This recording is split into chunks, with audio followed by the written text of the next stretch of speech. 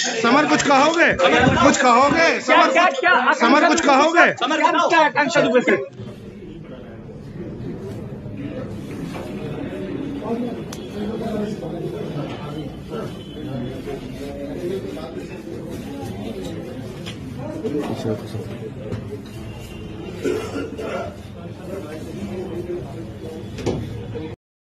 जी हाँ भाई लोग, आकांक्षा दुबे हत्याकांड का मुख्य आरोपी समर सिंह गिरफ्तार हो चुके हैं। और समर सिंह से लगातार मीडिया ने एक सवाल किया कि समर बताओ आकांक्षा दुबे से तुम्हारा क्या रिश्ता है। इस पर समर सिंह ने एक शब्द भी नहीं बोला। जी हाँ, समर सिंह इस वक्त जेल में कैद है, आप सब देख सकते हैं वीडियो में। और समर सिंह का ये मायूसी बता रहा है कि आकांक्षा दुबे हत्याकांड में समर सिंह का हाथ है।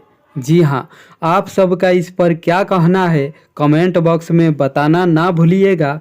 वीडियो देखने के लिए बहुत बहुत धन्यवाद।